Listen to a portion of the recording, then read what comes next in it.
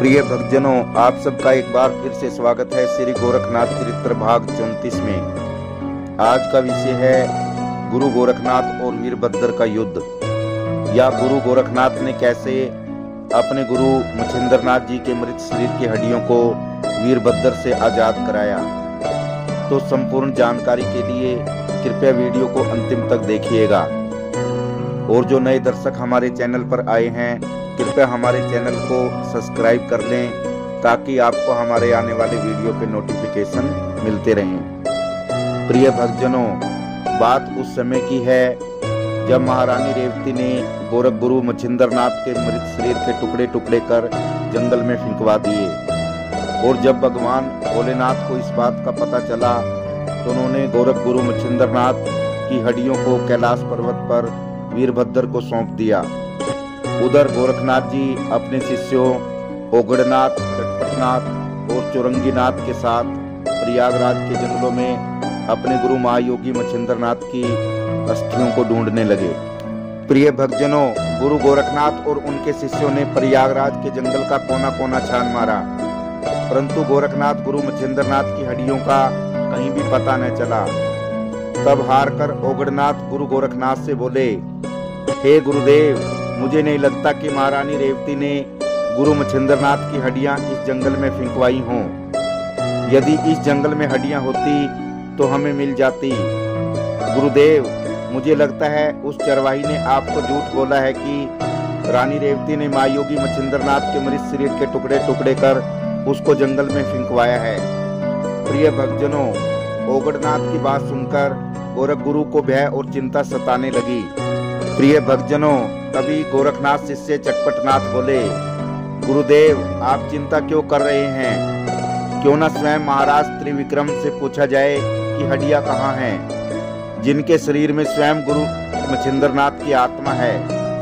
प्रिय भक्तजनों, इस पर गोरख गुरु बोले, नहीं चटपटनाथ, गुरुदेव के मृत शरीर की सुरक्षा की जिम्मेदारी हमारी थी। जब गुरु मच्छिंद्रनाथ को इस बात का पता चलेगा कि उनके मृत शरीर की हम रक्षा नहीं कर पाए तो वो बहुत क्रोधित होंगे। नहीं, हम यह सब राजा त्रिविक्रम यानी गुरुदेव मच्छिंद्रनाथ को नहीं बताएंगे। प्रिय भक्तजनों, इस बात पर तुरंत गोरखनाथ शिष्य ओगड़नाथ बोले, हे गुरुदेव, आप तो अंतर्यामी हैं। आप अपनी योग विद्या से देख सकते हैं कि गुरु मच्छिंद्रनाथ के मृत शरीर की हड्डियां कहाँ हैं। प्रिय भक्तजनों, इस पर गुरु गोरखनाथ बोले, शिष्य ओगड़नाथ, सच तो यह है कि मैं अपनी योग विद्या से भी नहीं देख पा रहा कि गुरुदेव की हड्डियां कहाँ हैं। जब भी मैं उनकी हड्डियों का ध्यान करता हूँ तभी मेरी नजर सीधी कैलाश पर्वत पर जा टिकती है, जहाँ महादेव भोलेनाथ तपस्या में लीन है। अतः मैं वहां जाकर उनकी तपस्या भंग नहीं कर सकता। प्रिय भक्तजनों, इस पर सभी शिष्यों ने हताश होकर पूछा, गुरुदेव, फिर हमें कैसे पता चलेगा कि महायोगी मच्छिंद्रनाथ जी के मृत शरीर की हड्डियां कहाँ हैं? प्रिय भक्तजनों, इस पर गोरख गुरु बोले, प्रिय शिष्यों, हमें जरूर पता चलेगा। और तभी गोरख गुरु ने सूर्यदेव का आह्वान किया। सूर्यदेव प्रकट हुए और गोरख गुरु को प्रणाम करते हुए कहने लगे, हे गुरु गोरखनाथ, आपने मुझे याद क्यों किया? प्रिय भक्तजनों, इस पर गोरख गुरु बोले, हे सूर्यदेव, तुम तो अपनी रोशनी के कारण हर जगह मौजूद हो। कृपया हमें बताइए कि इस जंगल से हमारे गुरु मच्छिंद्रनाथ की हड्डियों को कौन ले गया? प्रिय भक्तजनों, इस पर सूर्यदेव बोले, हे शिव अवतारी गोरखनाथ, आपके गुरु मच्छिंद्रनाथ के मृत शरीर की हड्डियां वीरभद्र के पास कैलाश पर्वत पर सुरक्षित है। प्रिय भक्तजनों, इस पर गोरख गुरु सूर्यदेव का धन्यवाद करते हुए कहने लगे, हे सूर्यदेव, आपने ये बताकर कि हमारे गुरु मच्छिंद्रनाथ की हड्डियां सुरक्षित हैं, हमारी चिंता को हर लिया है और हमें खुशी की अनुभूति हो रही है। प्रिय भक्तजनों, इस पर सूर्यदेव बोले, हे गोरखनाथ, तुम्हारी चिंता खत्म नहीं हुई है बल्कि और बढ़ गई है। इस पर गोरख गुरु बोले, ये आप क्या कह रहे हैं सूर्यदेव? प्रिय भक्तजनों, इस पर सूर्यदेव बोले, गोरखनाथ, वीरभद्र तुम्हें तुम्हारे गुरु की अस्थियां वापस नहीं करेगा, क्योंकि तुम्हारी गुरु मच्छिंद्रनाथ ने वीरभद्र और अनेक देवताओं को युद्ध में हराया था। तब वीरभद्र कमजोर था। अब वीरभद्र अपने तप से महान शक्तिशाली बन गया है और वो इस समय के इंतजार में था कि कब तुम्हारे गुरु मच्छिंद्रनाथ से युद्ध में हार का प्रतिशोध ले सके। और अब तो स्वयं भोलेनाथ ने उन्हें तुम्हारे गुरु की हड्डियां सौंपकर प्रतिशोध लेने का एक सुनहरा अवसर प्रदान किया है। और हे गोरखनाथ, तुम कुछ नहीं कर सकते, क्योंकि इस समय भोलेनाथ भी अपनी समाधि में लीन है। प्रिय भक्तजनों, इस पर गोरख गुरु चिल्लाकर बोले, सूर्यदेव, मैं अपने गुरु की अस्थियां वीरभद्र से छुड़ा कर रहूंगा। इसके लिए बेशक मुझे उसके साथ युद्ध करना पड़े। और जोर से वीरभद्र पुकार कर आवाज लगाई। प्रिय भक्तजनों, जब गोरख गुरु की आवाज वीरभद्र के कानों में पहुंची तो उसने यक्षिणियों, डाकनियों, पिशाचनियों और चामुंडाओं को बुलाकर आदेश दिया कि ये कौन है जो हमें पुकार रहा है। तुम सब अभी जाओ और उसका वध कर डालो। प्रिय भक्तजनों, यक्षिणियां, डंकनियां, पिशाचनियां और चामुंडाएं गोरख गुरु के पास गई और उन पर हमला करने लगी। तभी गोरख गुरु ने उन्हें रोककर कहा, हे यक्षिणियों, डंकनियों, पिशाचनियों और चामुंडाओं, आप सब शिवगण हैं, अतः मैं तुम्हें प्रणाम करता हूँ। मेरी तुमसे या वीरभद्र से कोई दुश्मनी नहीं है। मैं तो सिर्फ कैलाश पर्वत पर अपने गुरु मच्छिंद्रनाथ की हड्डियों को लेने आया हूँ, जिससे कि मेरे गुरु मच्छिंद्रनाथ की आत्मा राजा त्रिविक्रम के शरीर का त्याग कर अपने शरीर में लौट सके। प्रिय भक्तजनों, परंतु वे सभी यक्षिणियां, डंकनियां, पिशाचनियां और चामुंडाएं गोरख गुरु की कहाँ सुनने वाली थी। अंततः उन्होंने गोरख गुरु पर हमला कर दिया।